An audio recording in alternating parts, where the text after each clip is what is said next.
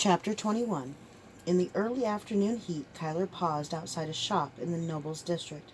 He stepped into an alley and 30 seconds later thought he was wearing a fair facsimile of Baron Kiroff's face. He'd wished he thought to change into a nicer tunic. Of course, after the fire, he only had one other tunic, and it was worse than this one. It was probably possible to wear illusionary clothes like his illusionary face, but that was too much for Kyler to juggle. He imagined trying to make an illusionary robe flap realistically as he moved, and quickly decided his own clothes would do. He tucked the box under his arm and headed inside. Grand Master Highland's shop was a huge, squat square. The inside was well lit and more richly appointed than any smithy Kyler had ever seen. Row on row of armor lined the walls, and rack on rack of weapons sat before them. It was clean, too, and hardly smoky. Grandmaster Halen must have figured out a clever flue system, because the sales area and the work area weren't separated. Kyler saw one of the under armorers helping a noble pick out the ore that would become his sword. Another noble watched as apprentices hammered on steel that would become his cuirass. The customers were funneled through the work area confined to special blue rugs so they didn't get in the way of the apprentices and journeymen. It was a good gimmick, and doubtless worth its weight in gold, though whether the nobles were paying for great weapons and armor or just an experience, Kyler wasn't sure. The racks of weapons and armor here by the door were nothing special, doubtless the work of the under armorers and journeymen, but that wasn't what he was looking for.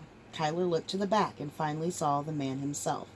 Grand Master Highland was mostly bald, with a fringe of gray hair around a knobby plate. He was lean and stooped and appeared to be nearsighted, though of course he had the muscular shoulders and arms of a much younger man. His leather apron was pitted and stained from work, and he was guiding an apprentice's hand, showing the boy the correct angle to strike the metal. Kyler headed toward him. "Excuse me. Hello, my lord. May I help you?" a smiling young man said, intercepting him. He was a little too smiley. "I need to speak with the Grand Master," Kyler said, the sinking feeling in his stomach telling him that Highland was going to prove to be much farther away than just across the shop. "I'm afraid he's working, but I'd be happy to help you with whatever you require." Smiley's brief glance down at Kyler's clothes told him he didn't expect this to be important. Just what Kyler needed, some bureaucratic lut. Kyler looked over Smiley's shoulder and gaped. It was an expression he'd never tried with Baron Kiroff's face. But it must have been acceptable, because Smiley turned to see what was wrong. Kyler went invisible.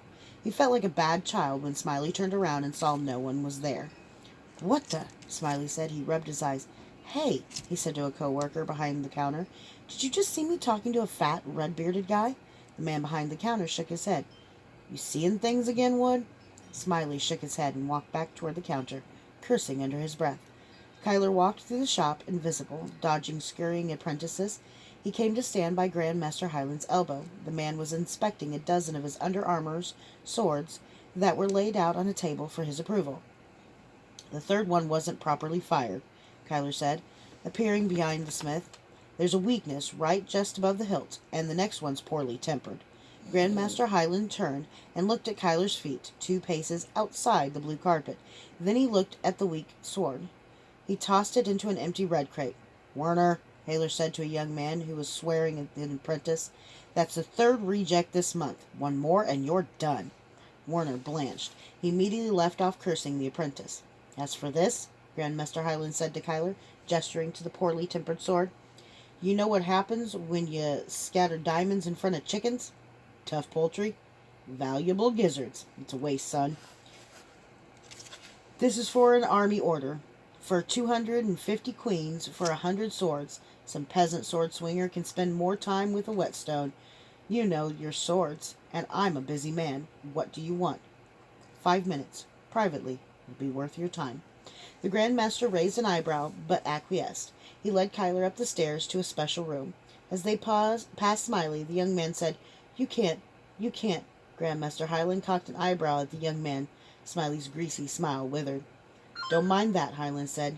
"It's my 5th son. Bit of a throw-off, huh?" Kyler didn't know what that meant, but he nodded. "I'd toss him in the reject crate." Highland laughed. "Wish I could do the same with his mother. The 3rd wife is the answer to all the first two's prayers." The special room was obviously used as infrequently as possible. A fine walnut table with several chairs occupied the center. Most of the room was given to display cases.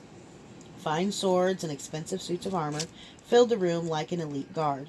Kyler looked at them closely. Several were the Grand Master's work, masterpieces to demonstrate what he was capable of, but others were old in a variety of styles and periods or armament, showpieces, perfect.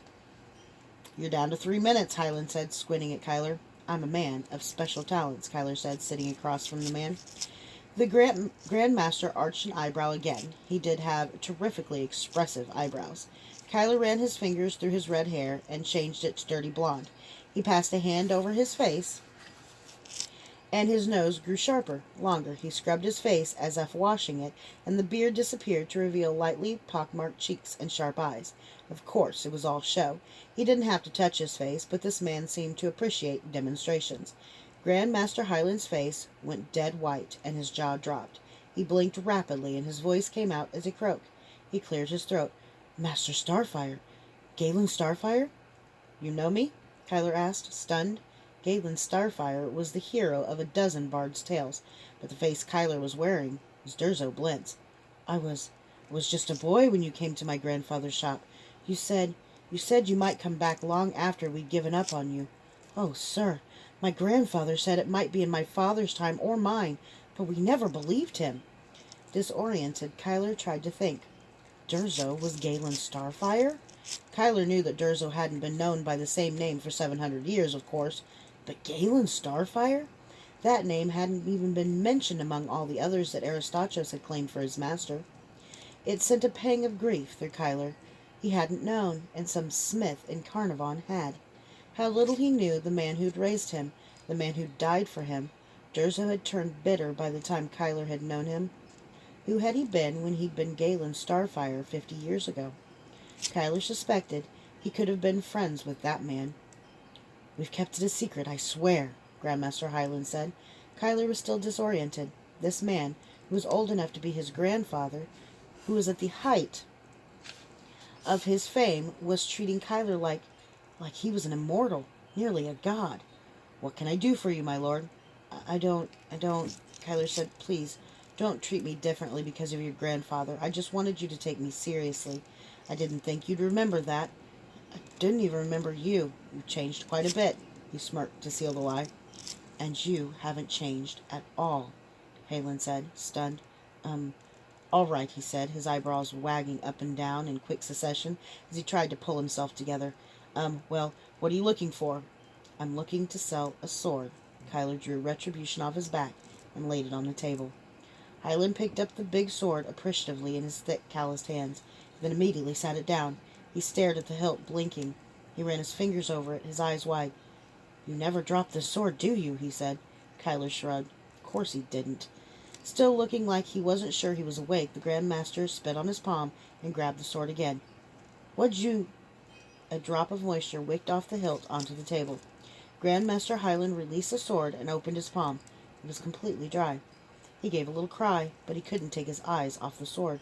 He leaned closer and closer until his nose was almost against it. He turned the blade to look at it on edge. "By gods," he said, "it's true." "What?" Kyler said.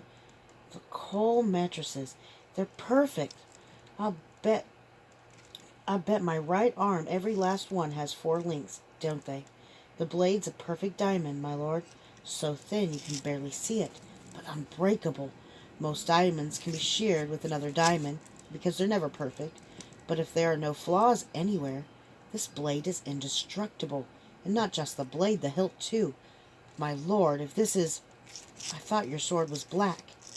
Kyler touched the blade and let the Kakari whoosh out of his skin to cover it. The word mercy inscribed on the blade was covered with justice in Kakari black. Grand Master Highland looked pained. "Oh, my lord, my grandfather told us. I never understood. I feel blind, but I'm also so happy for my blindness." "What are you talking about?" "I don't have the talent, Lord Starfire. I can't begin to see how amazing this blade is. My grandfather could, and he said it haunted him all his days. He knew what talent had gone into this blade. He could see it, but he could never equal it. He said it made the work of his own hands look cheap and tawdry, and he was famous for his work. but I never thought to see retribution with my own eyes. My lord, you can't sell this. Well, it doesn't come in black, Kyler said lightly, sucking the Kakari back into his hand. That knocks a bit off the price. My lord, you don't understand. Even if I could give you what this is worth, even if I could somehow fix a price on it, I could never. It's worth more than I'll make in my entire life. Even if I could buy it, I could never sell it. It's too valuable. Maybe one or two collectors in the world have the wealth and the appreciation to buy such a sword. Even then, my lord, this isn't a sword that belongs on display. It belongs in the hand of a hero. It belongs in your hand. Look, a hilt that won't slip from your hand. Even if it's bloody or wet, the moisture slides right off. It's just brilliant. It's practical. That's not a showpiece. It's art. It's killing art. Like you. He threw his hands up and slumped in his chair as if exhausted just by the sight of retribution. Though my grandfather did say the inscription was in Cyrillic. Oh my. The mercy on the blade shifted before his eyes into a language Kyler couldn't read. He was stunned. It had never done that before. A snake wriggled in his stomach and strangled his guts. A snake of losing something whose value he couldn't even calculate. It was the same feeling he felt as he thought of his dead master, the man whose worth he had barely known. Nonetheless, he said, his throat tight, I must sell it. If he kept it, he would kill again. He had no doubt of it. In his hand, it was a pitiless justice. He had to sell it, if he was to stay true to Elaine. As long as he held on to the sword, he held on to his old life. My lord, do you need money? I'll give you whatever you want. The small, mean part of Kyler considered it. Surely this man could spare more than enough money for what Kyler needed. No, I need to sell it. It has to do with a woman. You're selling an artifact worth a kingdom so you can have a woman? You're immortal. Even the longest marriage will end in a tiny fraction of your life. Kyler grimaced. That's right. You're not just selling the sword, are you? You're giving it up. You're giving up the way of the sword. Looking at the tabletop, Kyler nodded. She must be some woman. She is, Kyler said. What can you give me for it? It depends on how soon you need it. Kyler didn't know if he could keep his courage up. He knew what he was about to say would probably cost him thousands, but losing Elaine would cost more. He'd never really cared about being rich anyway. Just whatever you can get me before I leave. Before you leave the city? Before I leave the shop. Kyler swallowed, but that damn lump wouldn't disappear. The Grand Master opened his mouth to protest, but he could see Kyler's mind was made up. 31,000 queens, he said, maybe a few hundred more, depending on what sales we've done today. 6,000 in gold, the rest in promissory notes redeemable at most money changers, though for that sum you'd have to hit half the money changers in the city. You'll have to go to the Blue Giant directly if you want to change it all. Kyler goggled at the sum. It would be enough to buy a house, repay Aunt May, start a shop with a huge inventory, buy an entire wardrobe for Elaine, and still put some away, in addition to buying a pair of the finest wedding rings money could buy. And the man was protesting it wasn't enough? A good price for your birthright, huh? The thought almost took the wind out of Kyler. He stood abruptly. Done, he said. He walked to the door and grabbed it. My lord, Grandmaster Highland said. He gestured to his own face. Oh, Kyler concentrated, and his features fattened, and his hair reddened again.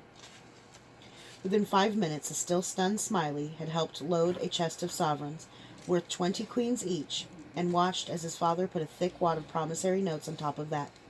It totaled 31,400 queens. The chest wasn't large, but it weighed as much as 2 large men.